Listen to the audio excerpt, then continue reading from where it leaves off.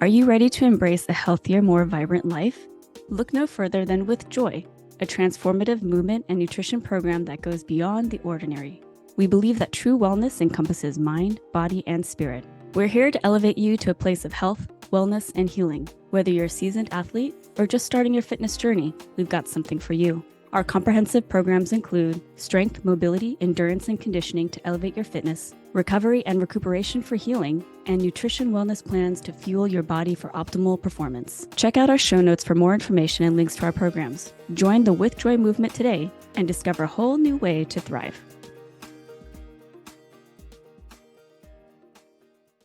Hi, I'm Joy Hahn Silva, And I'm Laura Hahn Segundo Collins.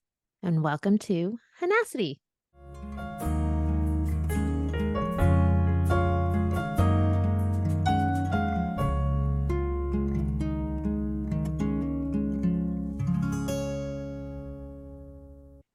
All right. I want to introduce oh my gosh, I'm going to cry again. So John, I've been crying a lot. So I'm so sorry if I start with tears. I want to introduce my amazing brother. Shit. It's I can't okay. even get through the I introduction. It'll be okay. I can't even It's all get through the good. introduction. Maybe the video was a bad idea. No, it's good to No. see you. Yeah. I want to introduce my amazing brother, who has always been my biggest cheerleader, the person who's made me feel big since I was a little girl, my amazing brother, John. So thank you for being here, John.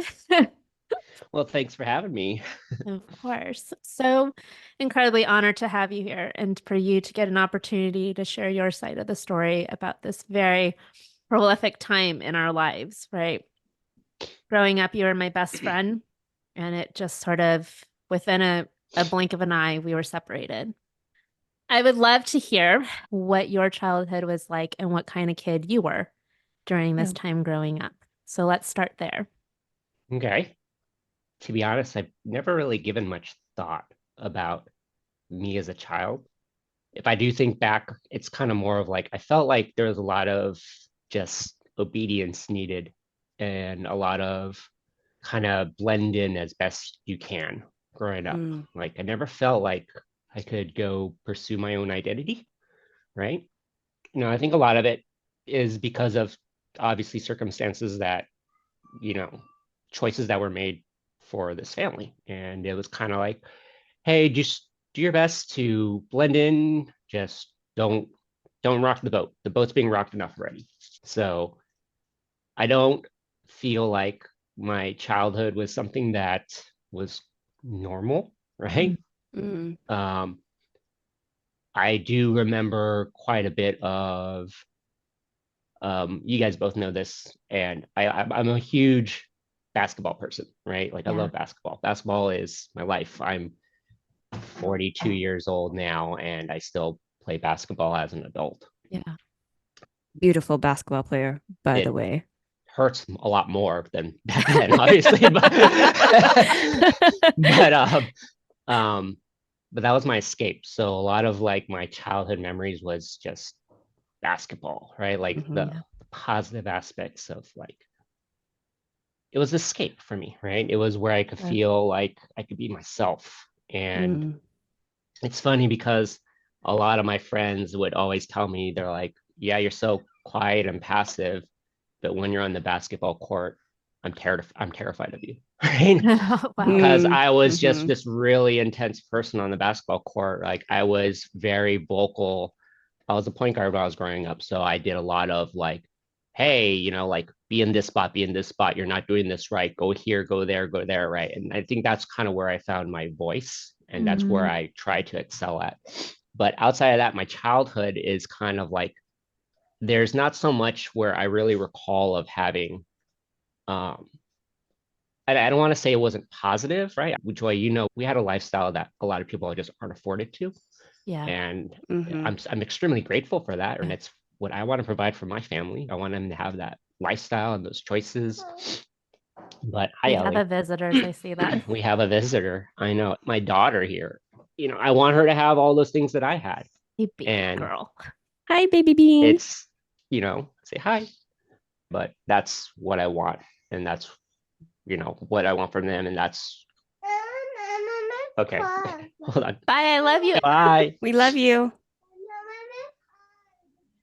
So I want my kids to have that same lifestyle, but I don't want them to feel like they're not being heard. Right. Yeah. So there's Yeah. like a big thing of that kind of plays into my life today of like, there's a lot of times where I still don't feel heard and I struggle with, right? So, but Yeah. that's in a nutshell, I guess, without getting too further into the weeds. Yeah. Well, So as you're a cousin, I will say that the Silvas are some of my most favorite people to hang out with. Number one, and I've said this again and again and again, we're the most adorable human beings in the history of human beings.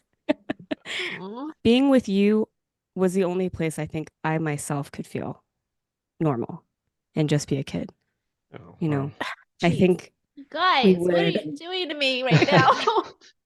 have these great memories of, especially after gymnastics for me, when looking back, realizing how much I felt like a failure, but I could never feel like a failure with you all. I could just be a kid. And we would be, exploring that old Korean church down in Los Angeles, like Yeah. trying to find ways to get into mischief and totally pissing your dad off. Yeah, I remember that. Inadvertently pissing your dad Yeah. off. Sorry, uncle. Interesting because a lot of the good memories that I have from my child, they're associated with Joy, you, Jeff, Hmm. a Uncle couple friends Val. here, their Uncle Val. Yeah. There's a specific memory that's coming to my mind right now. There was one night where we did a sleepover at your house, Laura, and we set up like this bed and tent in your guys's little family room, and we were playing Who Framed Roger Rabbit on Nintendo, and it was just one of those things that I Dude, that's such distinctly an remember. obscure video game. It was like, yeah, I don't know, but I just distinctly remember this, like staying up really late trying to progress. It was like a really hard game too, if I recall correctly. Like we couldn't really get very far in it, but we were trying so hard to like do something with this game. And I know there's a photo out there somewhere of us like sleeping downstairs. Yeah. It was all of us. Oh, I think I have it somewhere. I'm going to find it. By the Yeah, way, we made the most wonderful tents, didn't we? yeah, Those forts And yeah. are that was off. serious. Yeah, it was. It was funny because just recently too, me and the kids did a little camp out in our living room, and Hmm. that tent it was not a tent. It did not compete even closely to what we were able to create back in the day. We had like stakes. I recall Yeah, using brooms and such to yeah. We had like a whole canopy. a whole Um, Yeah. canopy. Yeah. yeah, I do. Yeah, that's a How did we distinct do that memory. too? And that's a positive memory that I have growing up. It was one of the few times where I could feel like a normal kid. Mhm. You know, at home, I didn't feel like I could be just like a normal kid, Mm. Yeah. right? It was again, just don't rock the boat, don't rock the boat, don't rock the boat, Yeah. and that's hard because that's every day, right? Versus the escapes of being at your house, or I have a friend in particular. I used to go to his house a lot. Mark, Mm. oh my God, thank you so much, right? He lived down the street, and his parents were the sweetest parents in the world. They kind of knew what was going on. They knew that there was this challenge in our household, and his parents just, I'm gonna cry about this. That's okay. Yeah. It's okay. Uh, so his parents were just amazing, right? And they let me stay at his house whenever I needed to. There were a lot of moments where there's just stuff going on at home that his parents were just like, "Oh, we got you. We got Silva's. We got you." So thank you so much, Mark. Thank you so much, Angie. Thank you so much, Jim. Jim, rest in peace, because he recently passed away. But thank you so much. Ugh, gosh. So I just want everyone to know John is my younger brother. He is a year and a half younger than me, so we're pretty close in age. And then we have an older brother who's 3 years older than me. Additionally, John, I think you're the youngest of all the cousins, and He we're Yeah, is the 13 I youngest am. strong. of all the I'm the cousins. baby And of the so yeah. Yeah. I think that for all of us, there was a lot of like taking care of John, you know? I remember growing up and I felt like you're my doll. I'm so sorry. Yeah, those Barbie days. Forcing you to play things with me that probably you didn't want to do. But yeah, I think that I don't want to say that I like naturally played a maternal role, but I think it was really easy to treat you. Like I think I remember as a little girl being like, this is my baby. John's my baby, you know, and that really felt like the dynamics of our relationship growing up. But I also think being a third child too, there's a lot of dynamics in our family where I think you sort of had to play the kid that just kind of like went with the flow. And there's a lot of focus on our older brother, who is the oldest son, and that's very traditional in an Asian household, right? And I think there's pressures for him being the first son and wanting to provide for him in ways. And then me being an only girl, there's a lot of dynamics of getting a lot of attention being the only girl. So I can see how being that third kid could feel like just go with the flow, don't rustle any feathers, don't be difficult, blend. And I think that there's a lot of your life where it was like, how do I be good? How do I be the good boy? That's the memory of my childhood. That's like how I equate it to, right? It's just as simple as that. Stay on the path and kind of put your head down and just go forward, right? So maybe this is a good segue actually then to the intersection between family dynamics and then gymnastics coming into your lives as basically another family member. So John, what was that like for you when gymnastics entered your lives? I'm not gonna lie. I hated it. Mm. I hated it. Mhm. There are a lot of memories of Joy would constantly watch gymnastic tapes. It's like no joke. Like I would like wake up early to watch Saturday morning cartoons, and Joe would beat me to the TV and be watching gymnastics videos. And I'd be like, dude, I just want to watch some DuckTales. Come on, man. It's like you've seen this routine like how many times? Like, I want to watch DuckTales, right? I was serious about my craft, man. And there was a part of me that was very anti-gymnastics for a period of time. I mean, as a young kid, you can't really comprehend like this is somebody who's pursuing a dream, right? It means something more than 30 minutes of entertainment watching Scrooge McDuck and his nephews run around. So Mhm. there were a lot of times though where I remember fighting Joy for the TV, but I would always ultimately be like, okay, she's going to do her gymnastics thing, right? So I would go outside and shoot some hoops. Right? Mm. Again, I think that was my escape, right? Like, okay, I'll go outside and I'll play basketball then. So basketball in some ways is like your companion, Yeah. your buddy. Hmm. Yeah. I mean, but thanks. I still play basketball today, right? Hmm. It's clearly a love of my life. So Yeah. um that's not a real person. Obviously, love of my life is my wife, but it's definitely a love, a part, Good a save, part good of save, it. Ew. John. My wife and my kids are definitely loves of my life, right? Don't get Oh, me wrong. good. You're gonna get to not be in the doghouse tonight. Well done. So Yeah. this episode's later down the line, right? So but yeah, so that was gymnastics. You know, it was hard. I have memories of Joy's coach Joanne picking us up from school and going to the gym and just being in this stinky, dusty gym, right? Just smells like BO, right? Because like there's a lot of the people working out and there's remember I have distinct like it's still I could still smell it, you know, if I close my Yeah. eyes, I can still smell that, you know, Gymnastics sweat is so unique yeah, because it's the Yeah. right. chalk and the sweat. Yeah. Exactly, right? Like and Yeah. it's dusty because of the chalk and it's just it permeates and I just remember like being picked up by Joanne and going to that gym with Joy and just be like, oh my, like why can't we just go home, right? It's like I want to go home and it And just, I have long workouts. It's not like I had right. I mean, and I was just at an age where mom and dad just weren't, I was not old enough where they could trust me to be on my own. Like where we lived, it was difficult to get there. So getting a ride home was not easy. Right. So, Granada Hills was how far from, I at guess, the time I mean, it was Pasadena? this Glendale. was Glendale, Oh, right? this is even Before we even Glendale. moved. I mean, again, like the whole thing's about gymnastics, right? Like when we moved from Granada Hills, Yeah. I was young. I was 5 years old, 5 years old, 87, 88, right? Jeez, you're When we same age moved. as Lucas. I'm like my son's age. Mm-hmm. And I was like, well, why do we have to move? Especially the best house ever. Yeah, and Ever. I love that house, right? Yeah.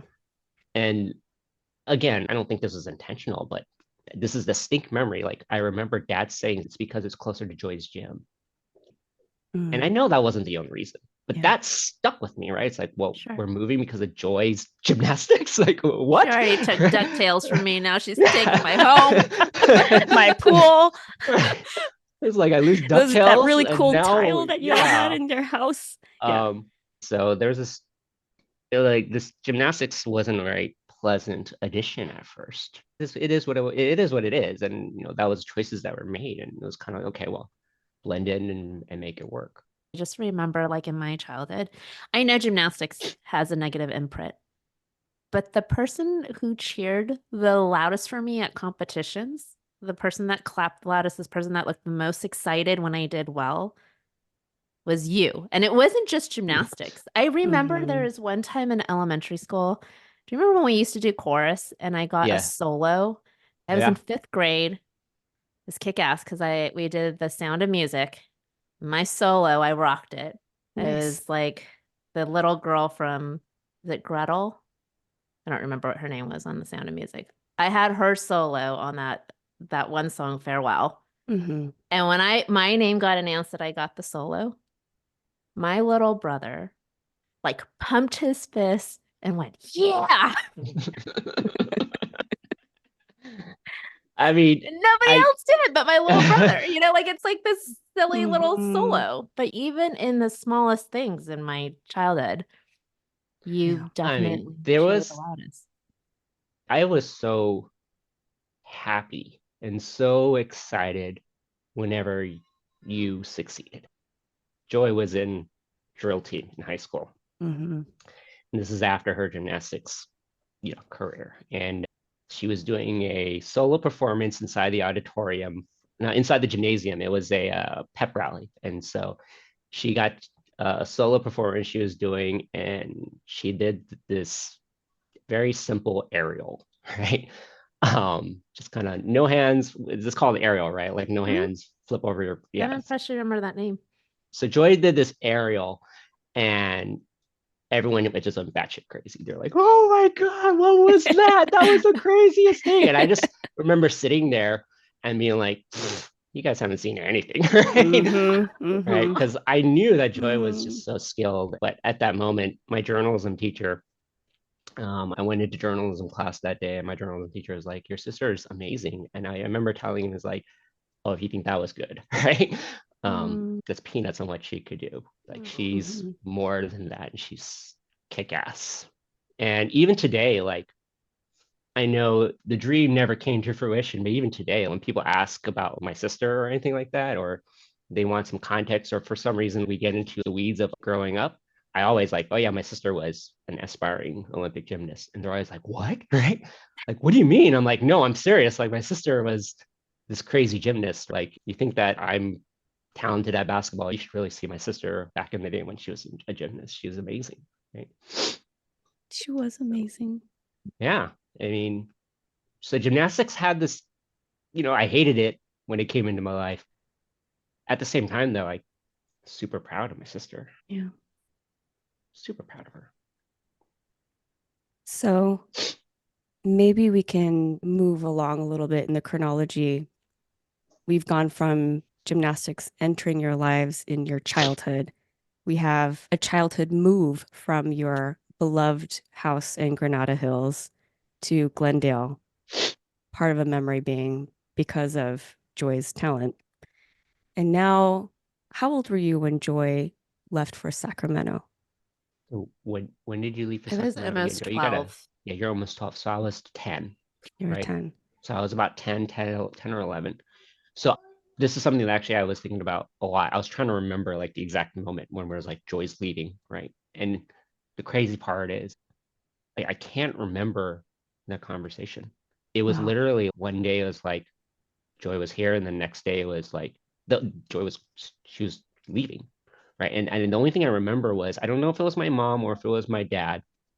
The only thing I remember was, well, Joy's going to go pursue gymnastics, and I just remember saying like Laura, and they're like yes, like Laura, and that was it. That was the extent of the conversation. That was it. Wow. And the next thing you know, Joe was gone. So I mean, it was hard, right? It wasn't easy because it dropped from family of 5 to family of 4, and you know, living together. Obviously, we didn't lose her, right? But to a part of me felt like we lost her. So, John, what was it like after Joy left? How did that shift the dynamics in your home?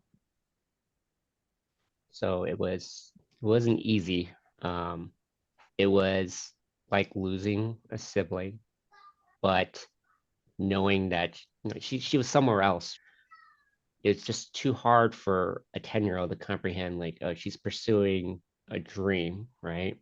That she clearly was, she was close. In my head, I always thought like she's just so close, she's right there. But it's still not easy to be like, okay, well, she left. And now there's this focus and attention.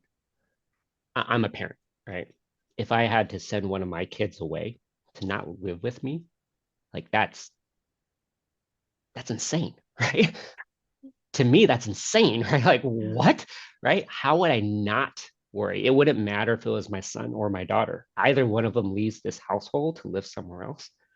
Of course, I'd be freaked out. Of course, I'd be scared. I'd be constantly worried, right? I don't blame my parents for that, right? Right. But at the same time, there's still another child at home. In our family situation, right? There are 2 boys still at home. I've never talked to Jeff about this. And I mentioned this in a post when you guys first launched, right? I was like so proud of my sister, and I am floored that we've never talked about this, and I just don't understand how many layers to this story that I've just never heard or even tried to have a discussion or comprehend. Jeff's story has probably a gajillion layers too, but there's these 2 kids at home who still, in a sense, kind of still need our parents, right? Yeah. I still need my mom and dad. And I know they tried. I don't know if it was a matter of like, this is how they tried to accommodate it or what, but I had more flexibility and freedom as I got older. But one of the things that kind of just sticks to me today is there's a lot of times that my parents are like, oh, we're not worried about you because you always find your way. And that's to me frustrating, but that's how it felt like as a kid. You'll find your way, you'll figure it out, right? And that's the hardest part. That was the hardest part. That dynamic of like, okay, I got to figure out what I need to do. Don't rock the boat. Keep the water as calm as possible, and just push forward. That was not something that was easy to deal with. Yeah. The irony of it, John, which is so crazy, is that I did that too because I didn't have parents. Right. So I had to figure it out on my own. And that's the craziest thing about all of this is like we sort of scratched the surface in talking recently. Like when we told you we were going to do this podcast and some of the things that you felt when you were a kid, like abandonment, you felt lonely, all those things. It's like crazy because that's what I felt in the same moment. Like we're living these parallel lives, right? And I felt like I had to figure things out too on my own because I did not have anybody advocating for me either. Even though mom and dad, and I know they were constantly worried about me, I don't blame them for anything. I know that they loved me and I know that they loved you. I think for them, they were treading water and they were trying to figure things out because they were just in constant worry about all of it, you know? It's a parent, it's a parent's love, you know? Yeah. I don't blame.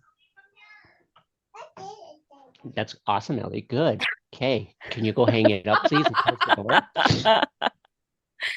We leave that part in, right? Oh, that's definitely staying in. But that's the crazy part, right? Again, as a parent, of course I want my kids to pursue a dream, and I don't know how to deal with it or handle it. It's treading water, and it's trying to figure out how do we keep this family moving forward, right? It's borderline impossible. I don't know. And of course, there's trauma for everybody involved 30 years later. Yeah, it's wild. I have to lean on you, Laura. I don't know what I. Sorry. It's okay. It's absolutely wild. Joy and I have been talking with each other and with other folks, hearing from Natalie, Lindsay, and Joanne, talking to teammates, and recognizing how much suffering all of us have done in silence for so long is mind-blowing. I mean, it's the underlying of what Hahnacity is, for instance. It's the strength and the fortitude to do that. All of us are so strong. And the realization, I think, for me is being so strong to have to hold so many emotions and so much shame and so much worry about blame on parents or siblings, or we should have done that, or we want to find something that if we just press this button, it'll make sense suddenly. But the reality is it's so complicated. And if there's anything that there was not a lack of, there was no lack of love. Yeah, I agree. Yeah. In all of these things is so much love. Our parents loved us. We loved each other. Our love for our sports, our love within our intention. There's just so many other complicated layers that go over it. I think being kids of immigrants, I think being invisible Asian Americans, the times in the 80s of just what was considered okay back then versus what we realize. I think the youth generation for opening our eyes to so many things and giving us this space to realize that what we all went through was a lot of survival. Yeah. I keep anchoring to the underlying flow of all of our stories. We're all like plants. Like whatever we see on the outside is whatever we see, but our roots go into things. We're looking at the roots. We're looking at the soil that has nurtured these roots for so long and how that creates the plant, so to speak, what we see on the outside. And we're taking a look for the first time into the roots and the soil of all this stuff that has happened to us. And at the very least, I can just see a permeation of love. If we didn't love each other as hard as we do, and we did back then, I mean, you all are our lifelines. You're my lifeline. I know I'm your lifeline. Like we have each other. And at the very least, we landed here. It took a while, took a bit. Yeah, a little bit. But we're here. And we deserve this time now. As hard as this is, I just hold you all in love so much. Yeah. I love you guys. You guys know that. So likewise. It's a wild ride for us all. Yeah. So yeah. Are you overwhelmed, stuck, maybe disconnected in your relationship? Would you like to find more clarity and balance? Look no further than Laura Collins, LCSW, providing individual and couples counseling with warmth and empathy, a safe space to navigate life's challenges and connect you with your shine. Laura also specializes in working with current and former athletes and coaches, performance anxiety to post-competition transition. She understands the unique mental demands of the sports world. Curious to dive deep? Check out the links in our show notes for additional information about our practice and how we can support you in your journey.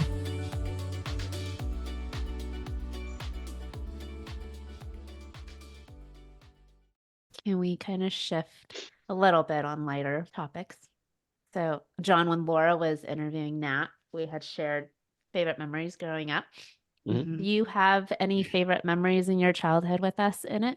I mean, I know you shared about the Who Framed Roger Rabbit video game, but yeah, definitely camp out just sticks in my head. I'm not gonna lie, it's the reason why like I get so excited to do campouts with my kids and stuff like that.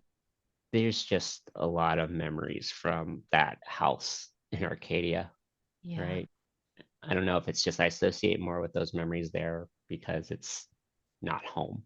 Again, I don't think our lifestyle was, I don't think I had a terrible childhood, right? Or a terrible home. It's just, it was so trying to keep straight at home, right? Just plow forward at home where leaving home, there's this escape. So in Arcadia, just having, when you guys got the pool, it was pool time, Thanksgiving dinners. Yeah, Thanksgiving is really special. It was almost always at your guys' place for Thanksgiving. Then we have that amazing Jenga game. Got grandma and your mom. Yeah. Oh, wait. Charades. Charades. Your mom doing Muhammad Ali. Yeah. Charades. That was or the Lion King so was inappropriate, though, right? Or Lion your King. mom doing Simba as Lion. Oh my God. Yeah. A lot of those memories, just that house had so many. Playing Nintendo NES baseball with your dad, Laura. It's just so hard to like pinpoint. One of my favorite memories of us at church, you guys, was when we did that play of the We Three Kings, but it was based on the California Raisins animation. Yeah. We like did this whole skit, and it was at this very conservative Korean congregation that didn't speak much English. And we're bebopping and dancing to this song. And John was the star. And he had to keep his arms out the whole time. Dude, I was just about to say, that was so painful because I just have my arms out for however long this thing is, just watching you guys dance around. And I'm just like, oh my God, can we get through this? But the funny thing is, like, isn't it weird that that's something that dad was like, okay, let's do it. Yeah. It's like, that's what you settled on. The best part, it's like this conservative Christian Korean church, but then we also sang Mele Kaliki Maka with the songs too. Yeah. That was awesome. Man. And of course I have to share, because my dad adored you, but my dad and John, I mean, we are a basketball family, everybody. We like to say we bleed purple and gold. We are Lakers forever. We are taping the day after they just won. That's right. The amazing. Congratulations, Lakers. We're so proud of you. And Dodgers. Yeah. And Dodgers. Oh my gosh, and an amazing Dodger. That's right. I call it the 700 million gin and tonic because I just had to have a big toast. Yeah. Last Complete night. Sidebar, but just as you could tell how much of a Dodger Laker family we are. Had a nice glass of wine for the celebration. Oh, it was awesome. So exciting. And when you got the text, I was like, what are you talking about? I really thought he was going to Toronto. And then I was like, what? Yeah. I was coaching Lucas's basketball, and literally the whole gym, it started going, you could hear everybody chattering. And they're like, Shohei. And, if you don't know, he plays in a Japanese American league, right? So, of course, everyone's like Shohei out there. And they're like, Shohei. And you could just hear it like start to rumble until the whole gym was just like, $700 million. We got it for 10 years. And then it was just absolute, chaos inside the gym. It was crazy. It's just it's just one of those moments amazing. That, where were you when Shohei signed with the Dodgers, basically? Right? Oh my God. Incredible. That's awesome. So exciting. Yeah. Anyways. But I did want to share that John and my dad, for those who don't know, they are like little basketball twins forever and ever. And my dad would play against a 5-year-old Jonathan and like slam dunk on him. No holds barred. Did not care that this was a child. Wasn't going to let the kid win just because he was a kid. He like refused to let me beat him. Right. Oh, and he'd laugh. He would dunk right over you like Michael Jordan, and with his tongue out and everything, and then just bust out laughing in his Ernie laugh. Your dad was way bigger than me, and he would just literally just post me up like it was Shaq guarding. It was like Muggsy Bogues guarding Shaq. He would just back me in, keep backing me in all the way until he got till right underneath the basket. Yeah. And we used to play like on an 8.5 foot rim, and he just turn around, he just dunk it, and he go. And I'd be like, dude. But yeah, those yeah, are some except of the it was more like, dude, because Yeah, you're like dude. 6. Yeah. But how old were you when you finally beat him? Oh, I must have been at least middle school. I think so. I had to be in middle school. It got to the point where I eventually got to the point where he couldn't back me down because I knew how to guard the post. Yeah. I got to a point where I was able to guard the post. So he couldn't back me down. And he was just getting older, to be fair. So he would just start settling to shoot from the outside. Mm-hmm. Your dad was Steph Curry at home, Yeah. right? Yeah. He would not miss. It was just one of those days. He missed a few more than he should have. And I edged him out. And the student became the master. Yes. He was so I would proud like of to you. say I dunked on him, but I did not. He was so proud of you. And I've never seen you scream so loudly. It was a moment. That man was so proud of you for the day that you beat him. Yeah. Your dad taught me a lesson too when I was really young. He went to one of my games and I had a bad game and we lost. And I was crying. We was at the YMCA and we're in the back room and I was crying because I cried a lot as a kid. You guys know that. And your dad was just like, oh, if you're going to cry, I'm not going to come to your games. You need to understand that losing's part of it, right? That's part of it. It's part of the game. You got to pick yourself up and you got to come out to the next game and you make it up then. You will fail, and that is what will make you better. Your dad told me that. Wow. And that stuck with me. That stuck with me. He's like, don't cry, pick yourself up. And next game, turn it around. That stuck with me for a long time. And it's applicable in other things too. Yeah. You can't grow as a person unless you fail, right? Your dad taught me that at a young age. So incredible. Yeah. My dad was always better out than in. And he's like, and that includes farts. My dad was also the pull my finger uncle. Mm-hmm. He's such a sweetheart. One of a kind. There's no one quite like him. Yeah. As I'm getting older, I'm becoming my dad more and more. My goodness, I can feel it in my bones. He never gave me that wisdom, but he always gave me a hug. And he would just say, I love you. I never had to be anything more than what I was in that moment. And I didn't realize that until much later. Yeah. It's good, man. Incredible, man. Yeah. I have so many special memories of you, John. You're one of the most important people in my life. You are of the ultimate inner circle. So many good times in Disneyland, so many late nights and lots of eats and good times. I just want to thank you for being such an amazing friend. It's awesome that we're cousins, but I really feel so lucky to have you both be my dear friends. Thank you. Ugh, I'm gonna cry again. Yeah, me too. Excuse me. Yeah, John, you're like one of my favorite people in the whole entire universe. And I don't know what my life would be like without you.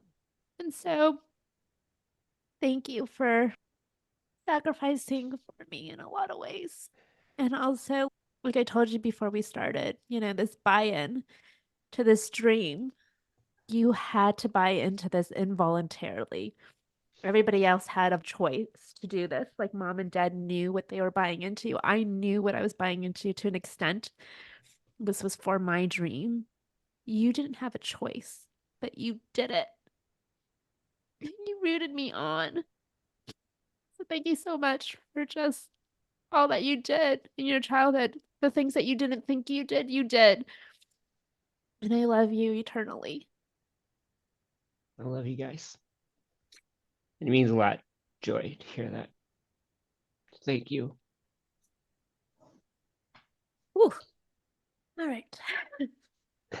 Moment. Okay. So, John, where you're at now, 2 things. One is, what do you think you need now to heal or to further your healing? And how can we support you in that journey? I don't know. I think the biggest thing for everyone is to have a conversation, to speak it, to put it out there. You guys know that our family, like a lot of families, to be honest, probably, I think the best way I can put it is we sweep things under the rug just way too much. And I know I still do, to be honest and fair. Like my wife constantly is like, you can't run from this argument. Can't run from whatever you're feeling inside, and you can't just sweep it. You gotta face it. And that's the biggest challenge for me, right? For so long, so many years, it was ingrained of like be the model citizen, not just in our family, but if you look at just society as a whole, the model minority, what is that? That's what they call like the Asian Americans back in the day, or the Asians, right? The model minority because they're the ones that put their head down, do the work, but at the same time, don't take a look at what their struggles are, or voice it, or speak it. And I think for me, that's the big struggle, right? I've gotten better about doing it with Joy. There are times where Joy will come down and have dinner, just see the family, and we'll go on walks while we walk away two crazy dogs. And there are both vent sessions and they're therapy sessions for me. So I think the biggest thing is have conversations and just be people who can hear, listen. Sometimes that's all it needs. Sometimes you don't need to have someone give you the answers back, right? Sometimes you need the person that's just going to be like, I hear you, I see you, and I feel you. And that's it, right? I love that. I love that. It's interesting. I'm a big Instagram person. You guys know I send you stupid Instagram stuff all the time. But there was something. Mm-hmm. There was I'm one the really other enjoying. day. I have the Jean-Luc Picard on repeat right now. Yeah, yeah, that's a good one. There was one the other day. You guys might have seen it. It was talking about like people who know you, right? It goes something like your parents, they leave too early. Your spouse comes too late in your life, but it's your siblings, right? And Laura, you're a sibling to me, right? You're not my cousin. You're a sister to me. It's your siblings that know you the best, right? They're in the long run forever. Yeah. They're in there forever.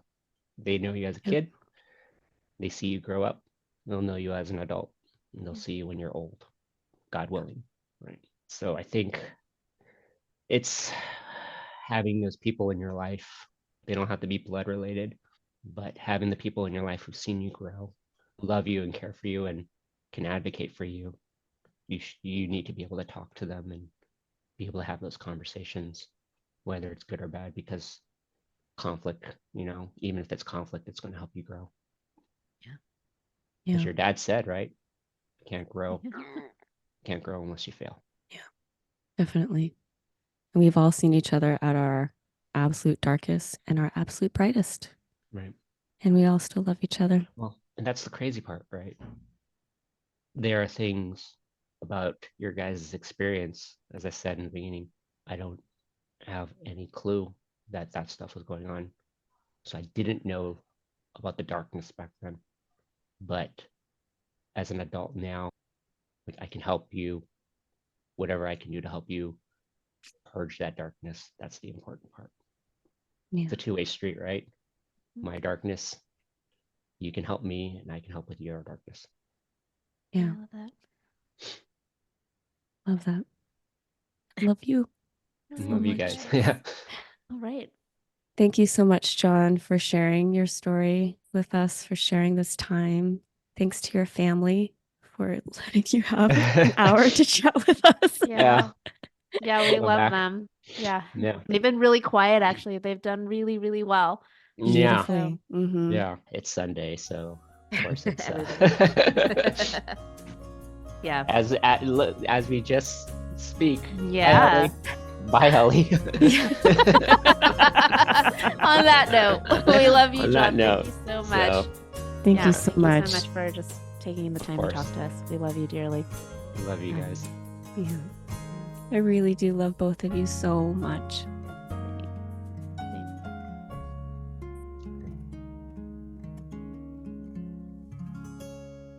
Coming up on Hahnacity the podcast, the final chapter in Joy's gymnastics career. I'm recuperating from this injury still, and I'm finally getting the treatment that I need because now I'm home and it's consistent. We meet this therapist. I called her Dr. Cindy, and she took a look at my back and said to my mom, because we're still contemplating on whether or not I continue, she looks at my mom and she says, "Do you want a champion or do you want a daughter?" And my mom's like, "We're done. Gymnastics is done. Let's move forward and figure out what that looks like." And that was the end of my gymnastics career. Be with Joy as she closes the book on episode 10, Yes Means No, on Amazon and Spotify. Thanks for tuning in. If you have any questions, please reach out to us on Instagram, Twitter, Facebook, TikTok, and our website, hahnacity.com. Share and follow us on Amazon and Spotify. Help us out and leave a 5-star review. Thanks.